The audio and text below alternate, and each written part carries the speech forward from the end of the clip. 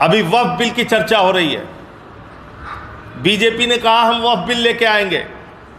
मैं आप लोगों के सामने कहना चाहता हूं, मैं जेपीसी का मेंबर था वक्फ बिल में, मैं आपके सामने कहना चाहता हूं, अगर बीजेपी वक्फ बिल लाएगी तो वो मोदी जी की सरकार गिर जाएगी।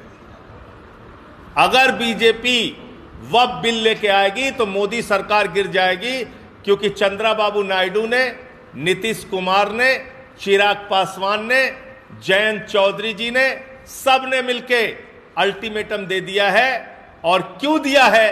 क्योंकि इनकी जमीन अपनी खिसकने लगी है। इनको लगने लगा है कि हमारा जनाधार खिसक जाएगा। वो चाहे नायडू जी हो, चाहे नीतीश जी हो, चाहे चिराग जी हो, चाहे जयंत जी हो, इनको सबको लगने लगा है कि हमारा तो मामला गड़बड़ हो जाएगा। इसलिए ये वक्फ बिल अगर मोदी सरकार लेके आई तो मोदी की सरकार गिर जाएगी, उनसे ये सारे लोग समर्थन वापस लेंगे, ये मैं कहना चाहता हूं। और वक्फ बिल के जो प्रावधान हैं उसकी मोटी मोटी बात आपके सामने रखना चाहता हूं। बार बार सच्चर कमेटी का जिक्र होता है। कहा जाता है कि सच्चर कमेटी की रिपोर्ट में लिखा है कि अगर वक्फ की संपत्तियों का सही सदुपयोग हो तो 12,000 करोड़ की आमदनी हो सकती है।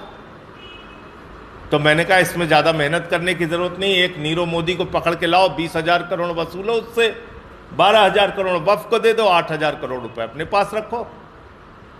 और आमदनी कैसे हो सकती है? वक्फ की ज़मीनों में मस्जिदें हैं, तो क्या ईसा की नमाज के लिए, जोहर की नमाज के लिए, मगरिब की नमाज के लिए टिकट लगाया जाएगा मस्जिदों में? वक्फ की ज़मीनों में कब्र है, तो कब्र में दफनाने के लिए क्या वहां टिकट लगाया जाएगा? इमाम बाड़े हैं, क्या वहां टिकट लगाए जाएंगे? कैसे आमदनी है, मुझे नहीं समझ में आ रहा। दूसरी बात, जिस सच्चर कमेटी की रिपोर्ट का आप हवाला दे रहे हैं, उसी सच्चर कमेटी की रिपोर्ट में लिखा हुआ है कि लगभग 356 संपत्तियां इस देश के अंदर ऐसी हैं जहां पे सरकार ने कब्जा कर रखा है और उसको खाली कराई जानी चाहिए। तो हाफ ट्रूथ यानी कि अर्ध सत्य नहीं बोलना चाहिए, सुविधाजनक सत्य नहीं बोलना चाहिए, पूरा सच बोलना चाहिए। मैं जेपीसी में था, मैंने वो रिपोर्ट देखी है।